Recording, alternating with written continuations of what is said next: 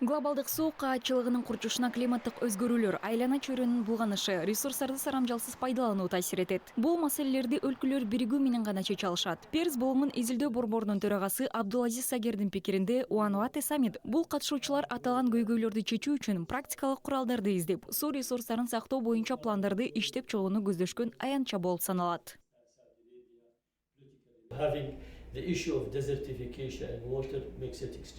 Чөлдө жана суунун жетишсиздиги маселелери бүгүнкү күндө өтө маанилүү болуп баратат. Бул маселелерге Казакстан, Сауд Арабиясы жана Франция, албетте саммитке катышкан башка өлкөлөр, ошондой эле көптөгөн эл аралык уюмдар чоң маани беришет. Ал эми Сауд Арабиясы Казакстан үчүн суу маселеси абдан маанилүү. Бизде чөлдөр бар. Ошондуктан суу жана чөлгө айлануу маселелери дайыма актуалдуу.